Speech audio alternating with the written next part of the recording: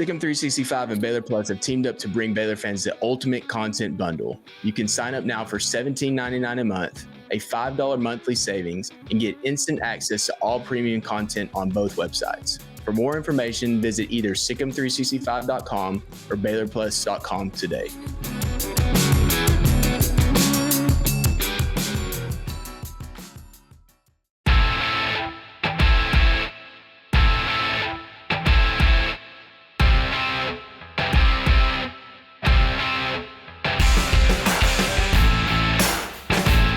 What's up, Baylor family? Welcome into Inside Baylor Sports, the official daily podcast of Baylor Athletics. It's Tuesday, November 5th, and today Grace and I are going to take a very close look at the final 3 games of Baylor football on Baylor's football schedule and how those matchups look for Baylor, who's riding right now a 3-game win streak. Another off week this weekend, but then Baylor finished the season at West Virginia, 3 p.m. Central Time on November 16th. That kickoff time was actually released prior to us recording this. So good to know that will be an afternoon game and not a night game. Then they will return to the road again the following week to face Houston in Houston on November 23rd. Kickoff is still to be determined. And then they will finish up the season at home against Kansas on November 30th, which will be obviously senior day for Baylor. But really, really good to finish the season at home when you need one more win to get to bowl eligibility. And not that it's a safety net by any means, but it is an opportunity to come back home, feel comfortable where you're playing, and potentially, if you need it, to get the 6th win. West Virginia's 4-4, 3-2 in Big 12 play on the season. Houston's 4-5, 3-3 in Big 12 play. And then Kansas 2-6, 1-4 in Big 12 play. And I think in general, West Virginia is probably pretty disappointed about how their season's gone. And Kansas, obviously, I would say even more so with Kansas. Houston exceeding expectations, especially the 3 of the last 4 weeks. They're 3-4 in those games with wins over TCU, Utah, and now most recently a top 25 win over Kansas State. So we're improving pretty rapidly, at least in terms of winning games. I think statistically Houston's kind of the outlier here in terms of the games that they're winning. They're not performing overall that well. They're just figuring out how to win. So we're going to hop into these games. And Grace, any original thoughts about Baylor's 3-game winning streak and how that sets up for this last 3-game stretch of the season? It certainly provides a blueprint to kind of how they're going to have to win some of these games. Yeah. And the craziest part about it is you kind of go through it. And I mean, none of these teams are directly comparable to who Baylor's played in the past, but I do think if you look at it, West Virginia and Kansas feel very similar to the teams that they've played over these last 3 weeks. Yeah. Like, not very good defensively, have some explosiveness on the offensive side, whether that's through the pass or running the football. And so that makes that intriguing. And then Houston is kind of more so what Baylor faced early in the season. We're facing a team that really is relying on their defense. Now, the only thing I will say about that is defensively, I think they're closer to the teams they played early, but they do not have anywhere near the offense that Baylor faced with those teams early in the season. It is on the road, so that one's going to be a little tricky, especially because, honestly, I mean, Houston might win this weekend too. Before they, or their next game, I guess it may be not this weekend, but the next weekend they face Arizona. I mean, they might win that game. Yeah, so they might be 5-5 going into that Baylor game with a lot of momentum. So that'll be something to pay attention to as well. We'll go through a little bit of these schedules and kind of why that matters as well as we go through this. I did want to mention, you said the kickoff time for West Virginia. That's huge because, I mean, I didn't go back and look at it, but I just thinking in my head, almost every time they've had to go play in Morgantown, it's been a night game. And it's just like a disaster. I think they've had 2 that were Thursday night games as well. It has been really tough. And even in the game that they should have won, I guess, in 2022, like that night game environment, I do think played a role in them losing that game ultimately. And so this is big for them. You don't have to play a night game. I still think West Virginia is probably the biggest challenge on this schedule. It's the next one, and I think it's the most challenging. But not having to play at night is certainly helpful. Yeah, no, for sure. So let's start with that West Virginia game. Neil Brown fires his defensive coordinator. And then if you look at their defensive stats, you kind of understand why. That's where they really, really struggle. You look at third down conversion starting in this area. Third down conversions, 15th in the Big 12 defensively, 16th in fourth down conversions, 16th in red zone touchdowns. They give up a lot of explosive plays through the air. They're actually pretty solid against the run, which you would expect from West Virginia and what they've historically done. But then they're giving up 30.4 points per game, which is 11th in the Big 12. Yards per play, 6.3. I mean, it's just, throughout. I mean, it's really, if you look back, starting with that Texas Tech game, this defense is kind of like right in line. Those numbers shuffled, overall numbers shuffled, but they have all been in that bottom third. And so you would expect Baylor to be able to go in this game, expect to move the ball without anything weird happening, especially through the air. And I'm really curious to see what West Virginia does, because they've struggled so much through the air. How do they counter with their rush defense? Because Baylor's shown that they're going to run the ball, and they can't just completely get away from that. I'm really curious with the change in defensive coordinator and what West Virginia's approach will be defensively. But if you look at it across the board, the matchup in this game statistically is very favorable. Now, West Virginia's played a pretty tough schedule as well, and it plays into this, but they haven't performed. And that's what you don't see is they're playing a tough schedule, but playing a tough schedule doesn't really mean anything if you're not performing. And right now, their defense just hasn't performed this season. To be honest, West Virginia kind of reminds me a little bit of Baylor, in the sense that West Virginia has won all the games they were supposed to win, and they've lost every game they weren't supposed to win. And that's kind of similar to Baylor, honestly, if we're just kind of telling the truth here. I mean, the three teams they beat, I mean, I guess you could argue TCU, but Baylor was favored, and it was at home. Like, it was a game they're supposed to win. Maybe the Tech game, but, Tech's just a fine team as well. But you look at West Virginia, I mean, Penn State, Iowa State, Kansas State, and Pitt are their 4 losses. I mean, all 4 of those teams are still contenders in their conferences. I mean, those are 4 really good teams, and they didn't perform well in 3 of those. The only game they played well was the Pitt game, and they barely lost that one. Probably should have won that one. But then their other games, I mean, Albany, Kansas, Arizona, Oklahoma State, like, they really haven't beaten anyone of substance. And so I think that matters as well. I think in general, West Virginia is going to pose a lot of challenges in the run game. That's the area that I'm a little concerned about. Garrett Green, I think he'll be back for this one. I don't know for sure. I mean, we got some time. We'll know kind of this Cincy game this weekend, but if he's back, he gives them something extra as a runner.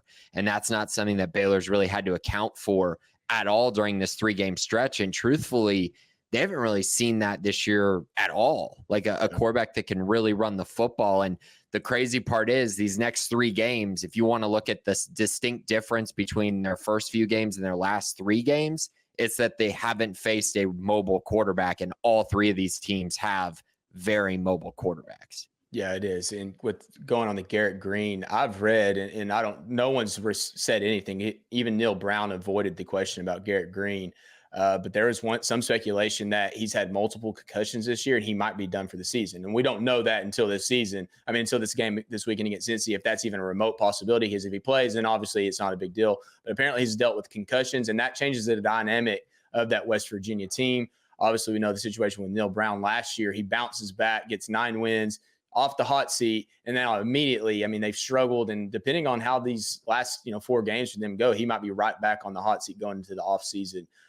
But yeah, in general, I think you look at their passing game. I mean, their passing attack is opposite of what Baylor's faced. They're still pretty explosive there, but that's set up by the run game. So if they're not running the football, they're struggling to run the football, it doesn't mean that much, but they have run the football consistently. I mean, you look back to the Oklahoma State game, they ran the ball 65 times in that game. So it's obvious when it's working, that's what they want to do.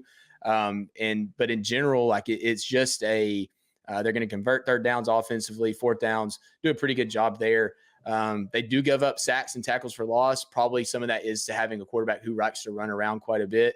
But it's a game that if it's not at West Virginia, you're playing this game at home, you feel pretty good about it, in my mind. Just the way that Baylor has moved the ball offensively and where their struggles right now, truthfully, whoever Baylor matches up with, if there is a weakness in the secondary or in the run game, Baylor has shown the ability to take advantage of either one. Going on the road, though, and needing the passing offense, that's the part that's like the passing game isn't necessarily always going to work. Run game, you can kind of lean on it early and often, and if it's working, you have a great chance to win on the road. So you go into Morgantown, and if you feel like you have to rely on the pass, that's where it can kind of get sticky for me. Sawyer Robertson's not turned the ball over a ton. West Virginia doesn't force a ton of turnovers, but it's still You just don't want to get in a situation where all you can do is throw the football. And West Virginia has the potential, unlike the teams they faced recently, to make them one-dimensional based on what they've done this season.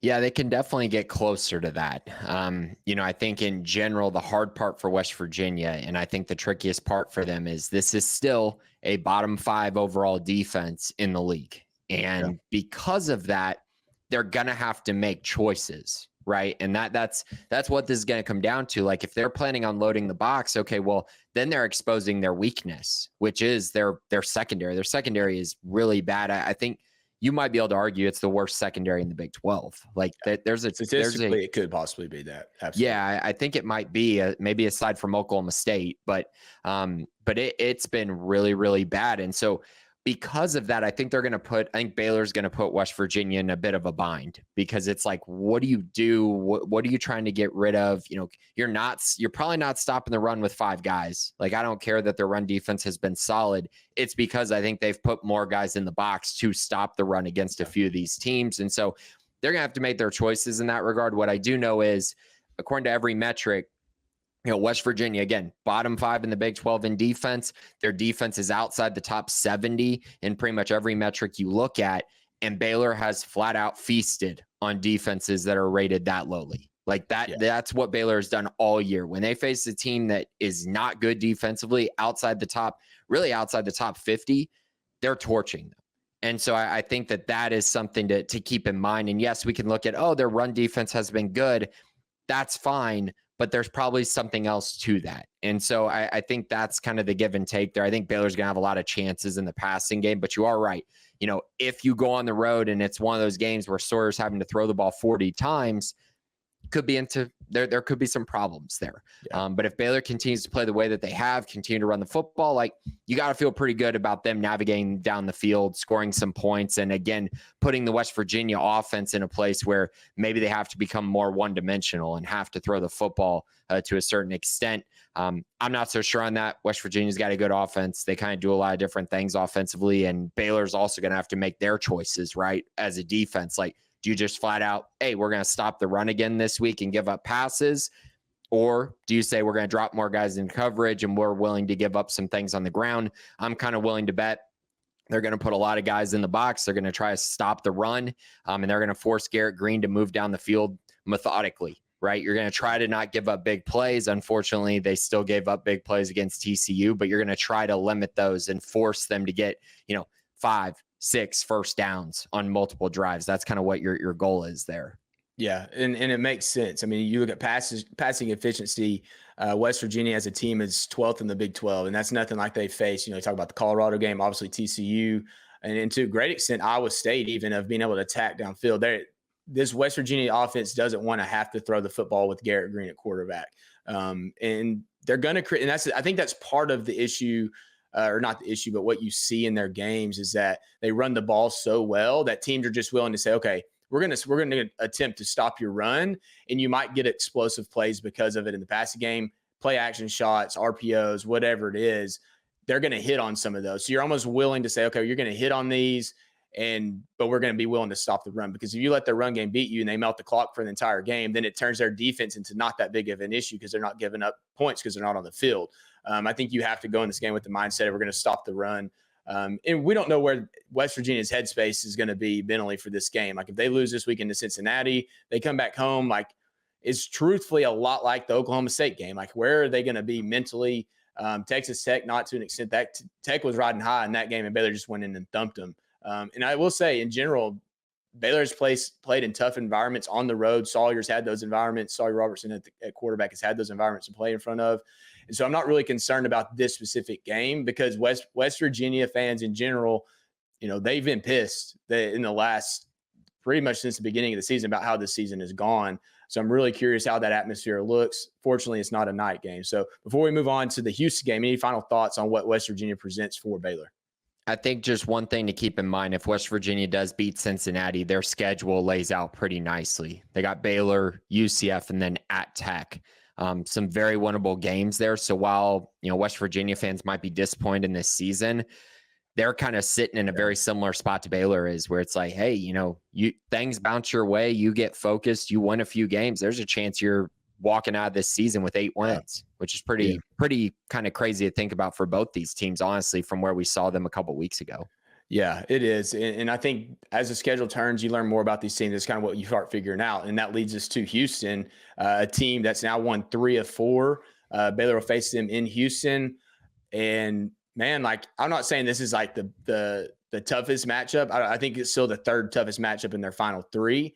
But the fact is they're winning games, and they just beat Kansas State. Now, with that Kansas State game, I think it was a little weird in the way that it happened with all the rain that was going on. Houston just got beat statistically pretty much across the boards except for turnovers, but they won. And I think you have to give Willie Fritz and that staff a ton of credit for finding another way to win. And they're just going to play with more and more confidence. Like, it's even if they lose between now and then, they're still going to be playing with confidence in that Baylor games. First year under new head coach. The issue is that Houston's offense is just, rain or not, like, it's been pretty dreadful. They're slow pace. They're going to run the quarterback quite a bit.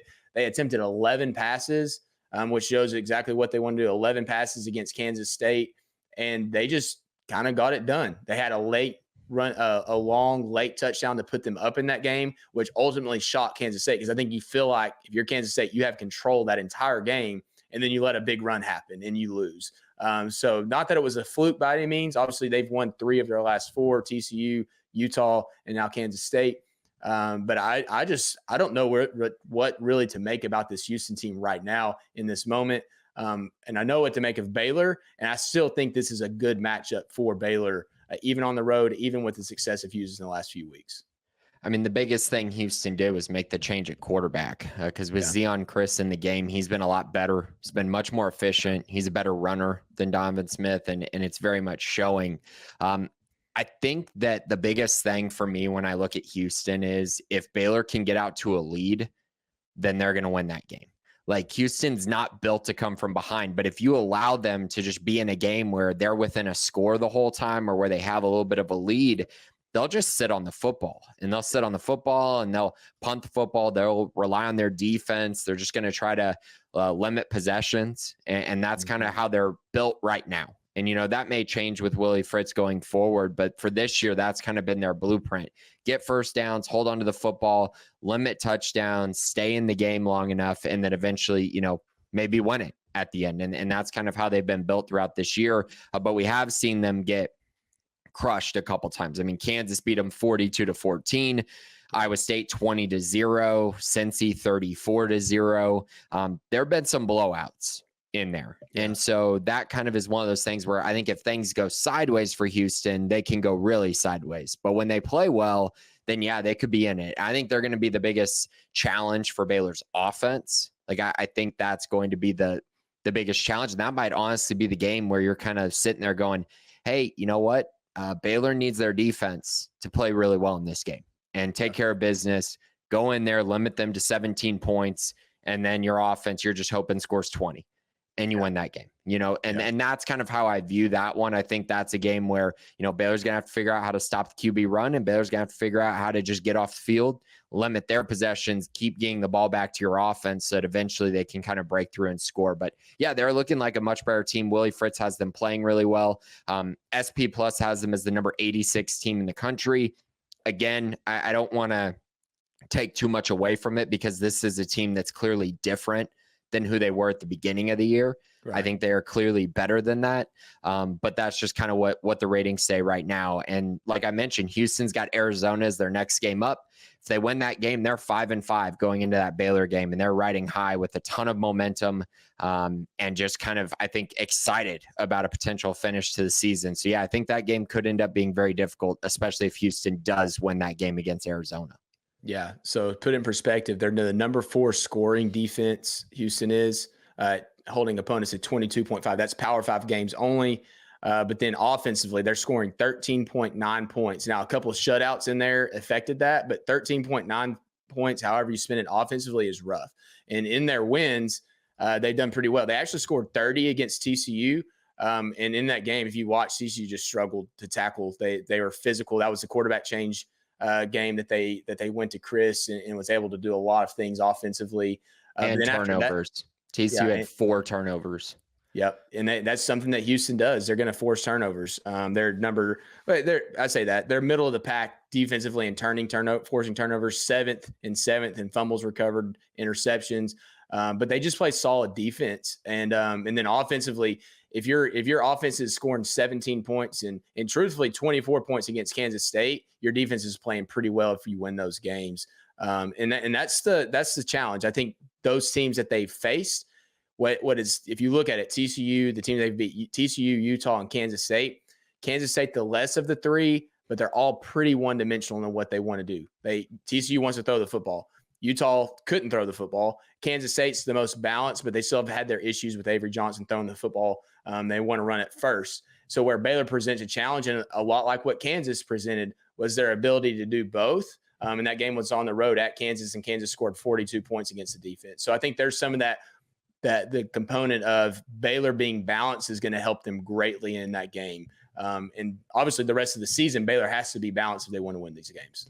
Right. And that's kind of why, you kind of expect Houston to go beat Arizona, because that's another one-dimensional team that can only throw the football. And it is on the road, so we'll see. And Houston's been so up and down. But it feels like a game that sets up pretty well for them. But I do agree with you. The balance that Baylor has should give them an edge in that game. But I think it's going to be difficult. I mean, I think all three of these games, there's going to be some difficulties. I'm not sitting here saying, oh, yeah, Baylor's going to go in there and just blow them out. I don't believe that at all. But I do think that they have some ability to be more balanced, challenge Houston's defense in a unique way than how they've been challenged, especially over this stretch where they've been winning football games. Yeah, and I think on the flip side, the way Baylor's going to be tested in the Houston game, there's not really any comparison to the way they were tested. I mean, you can go back to the Utah game, but that was a much different offense that they faced against Utah. Yeah. This Houston offense is even though they found some success running the football, they've struggled. I mean, mightily. I mean, you look up, I mean, you're talking about, I don't even know how many, I can count 1, 2, 3, 4, 5 categories, main primary categories that they ranked 16th in the Big 12. And that includes scoring, yards per play, first downs achieved, third down conversions. So like Baylor's going to be matching up in this game in a much more favorable way than they have the last 3 weeks. So the same way that they've struggled in the last few games because of the matchups they had in this particular game against Houston, they're going to be able to, I don't want to say they're going to play relaxed, but they have the opportunity to go out there and play really well defensively. And you look at Cincy. Cincy's not the greatest defense, and they shut out Houston. And that was earlier in the season. Obviously, they've improved quite a bit. But Baylor has the opportunity, and they should be able to go in there and play really well and win this game defensively.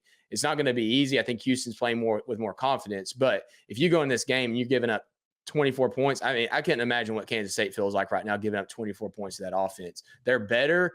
Kansas State has some defensive issues that we've seen, but to 24 to that team is rough, especially after they scored. They did score 17 on Utah. To their credit, Utah's still has a strong defense, but I just.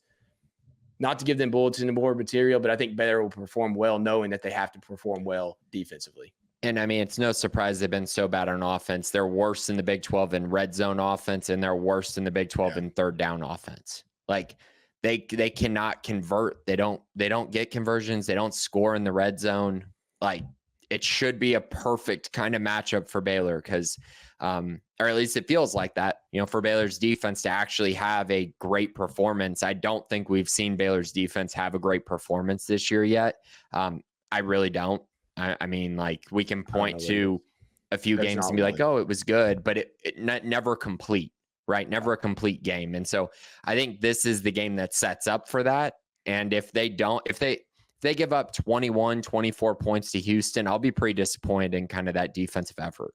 Yeah, absolutely. So obviously Houston, kind of the team with the most momentum on the rest of Baylor's schedule, and you move to a team with Kansas, who I think is actually playing pretty good football. I mean, they've had their struggles, but if you look statistically and offensively, it's going to be to me this is going to be Baylor's toughest challenge. And I know you mentioned that about being West Virginia, but Kansas's in general, their offense has been. I mean, they're number one in third down conversion. You talk about Houston's third down conversions. Kansas is number one in the Big 12 in third down conversions. Scoring, they're 7th, which is above what Baylor's been facing up until the TCU game. Yards per play, 5th. Yards per carry, 2nd. Yards, their passing games has been their issue, and they've turned the ball over. They don't throw for a ton of yards. They don't have they do have some deep threats, but I think this is going to be the most balanced offense that Baylor faces the remainder of the season in terms of the ability to do both. Now, can they effectively do both in the game against Baylor? I think that's to be determined. And truthfully, they have, at this point, how many games do they have between the Baylor game? 3 more, and they play some pretty tough opponents. So we're going to know more and more. They play Iowa State, who's 17th in the country, BYU, who is 9th, and then Colorado, who's 21st. So those stats are going to change dramatically between now and then. That's that stretch that Baylor had earlier in the season where everybody wrote them for dead. And obviously, Iowa State, coming off the loss to Tech, they're going to be uber focused the final part of the season, and that's their next game. And I can't imagine that in a rivalry game that Iowa State isn't ready to bounce back, but it is going to be a challenge. I think Kansas has that ability to put it all together, as we've seen. Obviously, they did against Houston, but still, they're 6-1. 1-6 in their last 7 games. And that's pretty difficult to swallow, especially considering if you're a Kansas fan, you're hoping for a Big 12 championship this year. So I think my thing with this, and you mentioned it, that this is why it's not the toughest game on the schedule, because there's a chance that this team is sitting there 2-9 at the end of the year. Iowa State at BYU and Colorado, they're going to be underdogs in all 3 of those games, and might be by quite a few points. So, if we're going to sit here and talk about a team that is, even 3-8 going into the Baylor game, what's the motivation there for them to really do much in that game? And the game's at home, which also favors Baylor a lot as well. I also think my thing about Kansas, and yes, they're going to be a challenge offensively. They do a lot of things really well on the offensive side of the ball. They got creative play calling with Jeff Grimes. So they're going to try to run at you. They're going to try deception. They're going to try a lot of play action, and they're going to try to hit on some big plays. But the thing that gives me comfort is the game's at home, and I really haven't seen anything from Kansas's defense that tells me that they're really all that good. Yeah. They gave up 150 yards rushing to TCU. That's a lot of yards to TCU, 148 to West Virginia, 181 to UNLV. 309 yards rushing to Arizona State. Yeah. And then 226 to Kansas State. They're giving up rushing yards. They're probably going to give up 200 rushing yards to Baylor.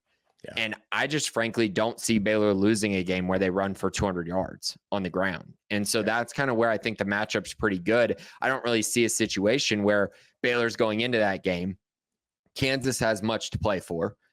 And Baylor's going into that game with this mindset of, they're going to be able to take away something from the Baylor offense. I just don't think that they're going to be able to do that. Whereas you look at West Virginia and it's you're going on the road. What if you start turning the ball over? What if you start, you aren't able to run the football? What if their defense is creative and then their offense hits big plays and you're on the road? That's kind of where my mindset is. And on you. Yeah. And West Virginia is still going to be playing for something. I just don't think Kansas is going to be playing for anything by the time they face Baylor. And that should favor the Bears, who should have plenty of motivation to either get qualified for a bowl game with that win or potentially get to 7 or 8 wins. Yeah. And you talked about their rush defense. Their passing defense, and they're going to face Colorado there right before the Baylor game. But they, in terms of matchups, they're 14th in the Big 12 in yards per pass attempt defense. They do get some turnovers. That's kind of where they've lived on the defensive side of the ball. They're ranked 3rd in fumbles recovered, 3rd in interceptions forced. But yeah, there's nothing that really just stands out as now. They do get after the passer quite a bit, and they do get some tackles for loss. I haven't looked at the breakouts of those games or where those sacks and tackles for loss originated. I'm sure there's a game or two where it blew up for them. But yeah, I think Baylor, you go in that game, especially if you consider the paths to that final game. And like you mentioned, where's Kansas? Where's Baylor? If Baylor wins even one of their next 2, and they're playing with bowl eligibility in that game already, and they're not fighting for that, so the pressure's kind of off, and you go into that game, last game of the season, if Kansas isn't playing for anything, honestly, even at with 6 losses, if they win their next 3, then they're still playing that game for bowl. They're not bowl eligible yet. They're playing for bowl eligibility, and that's if they win all 3. So that's a situation where you say, they're not. But yeah. But if they win all 3, then they're fighting for it in that game. So Baylor needs potentially win one of their next 2, maybe win both of them, and the the momentum for that game is completely different. I do think that Lance Leipold will have that team fighting late. They've shown it. They've continued to battle this season, but it's just a reality of the end of the game situation, end of the season situation. Like you see it every year, these games where weird stuff can happen, but usually the team that's supposed to win in these last games, barring it being a rivalry game, that's usually how it goes. And so if you're a Baylor fan, just hope Kansas loses. And you hate to say that you don't want the best version, but if Baylor's trying to rebuild their program in such a great extent, this game potentially being your 8th win of the season, if you can win the next 2, or just your 6th win, finding that 6th win, it means so much more for Baylor in this game that you just want Kansas to be, that sounds bad. Maybe I shouldn't say that. You just want Kansas to suck, and then you don't want them to have anything to play for. Right. Yeah. I mean, that's what you're kind of cheering for there. You also got to factor in the fact, I mean, if they're 2-7, like, is a guy like Devin Neal really going to play these last 3 games? Like, is that what you're going to do when your NFL career is on the line and there is nothing that you're playing for? I think he's good. Yeah. That's a conversation like that absolutely has to be had, I feel like. And so, yeah, it's interesting. I think the one thing about Kansas that is so fascinating when you look at these groups is today, as we look at the numbers, like advanced metrics love Kansas. Like they're ranked in the middle of the pack basically everywhere in the Big 12. Their SP Plus ranking is actually higher than Baylor's. They're at 43 in the country, which again just speaks to how many close games they've been in, how many times they just haven't been able to come through in the clutch. Like they're a good team. They just haven't had the luck. The luck has not been on their side this year to flip games. And unfortunately, it feels like that's just their kind of year this season. And it's pretty crazy. Like everyone's talking about, Jeff Grimes, needs to be fired. I mean, their offense is number 32 in the country. I mean, their problem is Jalen Daniels keeps turning the ball over, and then they're also struggling to score in the red zone, which is kind of a staple. We saw that in 2023 and 2022 from Baylor as well, but they're pretty good. And defensively, they're 65th in the country. Again, Baylor feasts on teams that are ranked around this range. So that's why I'm not very worried, especially at home, just because like Baylor should be able to move the football just fine. You get the home environment, you should be able to get some stops. I'm not going to say they should get turnovers because they just allowed TCU to have a clean sheet. So I'm no longer expecting Baylor to force many turnovers. If they get them, great, but definitely not expecting that anymore. But if you're able to get them off the field a few times at home, create some pressure, and just make them be efficient and score in the red zone, I think they're going to be in a good spot. And I think they can do that. I've heard people say, Kansas might be the best 2-6 team, we've seen in a while, and that could be true, but the problem is like you got to get wins, and now their toughest part of their schedule is coming up, which is kind of crazy to think about. The schedule that they have leading up to that Baylor game is a gauntlet. I mean, you're talking about 3 of the 4 best teams in the league. Yeah. I mean, that's the same stretch that Baylor went through. I mean, it was Iowa State, Colorado, BYU, and that was the stretch that, like I said, everyone kind of wrote Baylor off at that juncture, including Baylor fans, and rightfully so. I mean, that was, especially the way the Iowa State game ended, of just complete collapse. Major credit to Dave Aranda and that staff for getting in the bounce back and play the way they have the last 3 weeks, winning close games. But going in that stretch with Kansas' record at 2-6, that's a much different animal, because you've lost the team. You already know that you've lost the teams who aren't as good as the teams you're about to face. You lost a heartbreaker to Kansas State, your rival.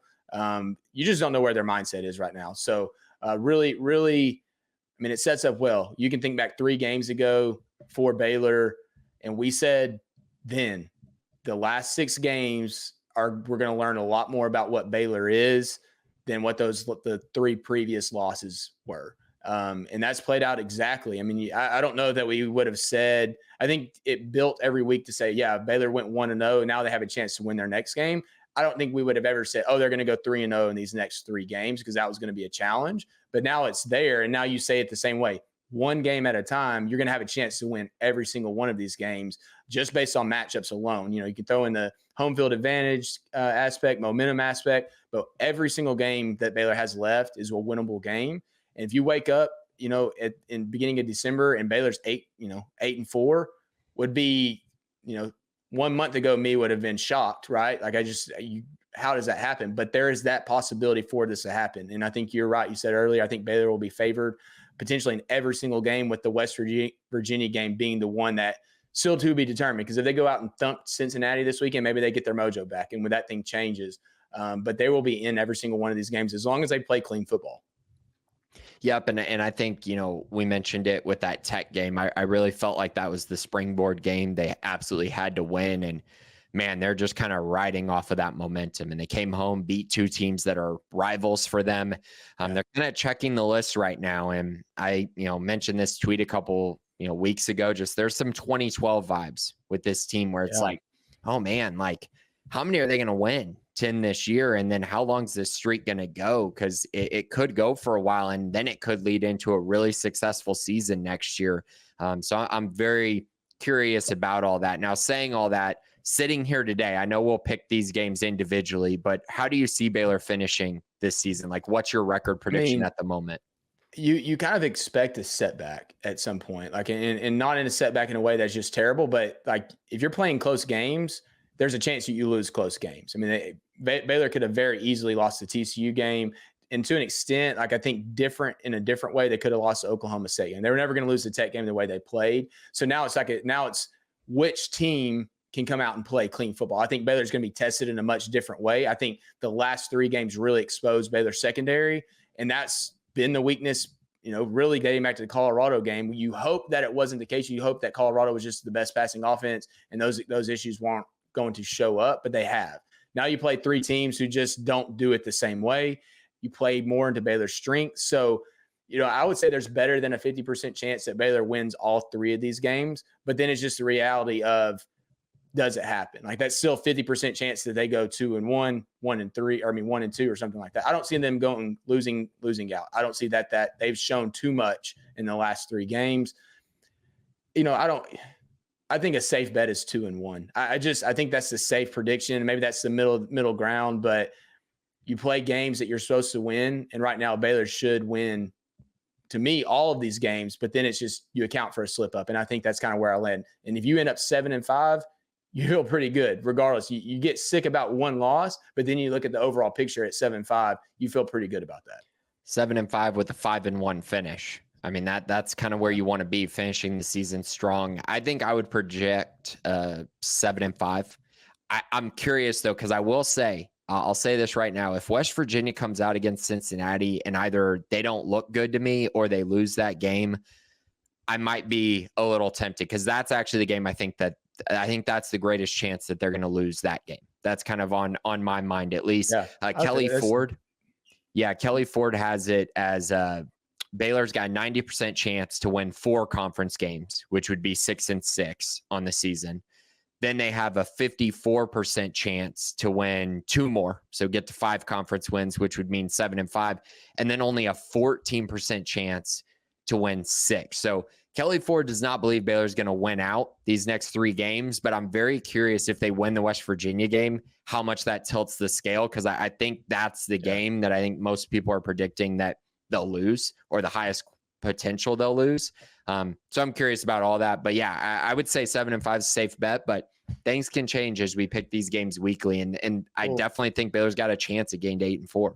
Yeah. What's also going to change is these opponents they're facing. If Kansas loses the next 3, those Kelly Ford rankings are going to shift drastically. And then if West Virginia loses to Cincy, where Baylor's sitting idle, those numbers are going to change between now and next week. Those things are advanced analytics are great the week of to really think about what's going to happen in that game. Great comparisons, gives you a backbone to kind of support your decision on picking a game. But then the next week is going to change pretty quickly.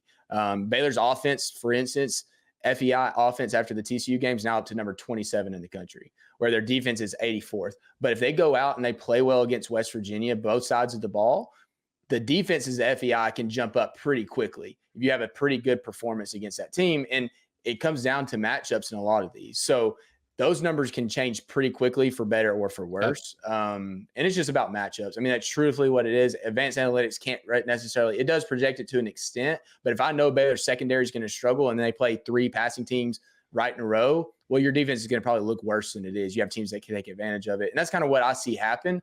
Doesn't mean Baylor's defense is going to be good in the last 3 games. It's just about matchups. So really, really curious to see how Baylor finishes. And I'm with you. Like, you finish off 3-0, even 2-1. It gives, you go into portal season to close out recruiting. Last year they did a pretty good job in the portal, and that was off 3-9. You give them 7-5, 8-4 with NIL, it's going to look pretty different. It's going to look pretty good, especially when you have a starting quarterback coming back that you're not really concerned about. You just kind of lock him down early and then go to recruiting everybody else. So right, there's really a lot fun of times areas. right now.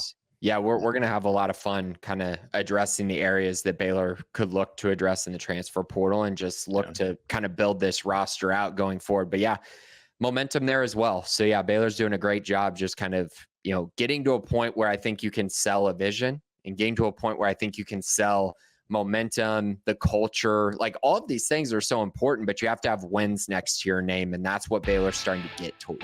Yeah, absolutely. So, all right, Baylor family, that's going to do it for this episode of Inside Baylor Sports. Thanks to each of you for listening. Have a great Tuesday, and Sick 'em Bears.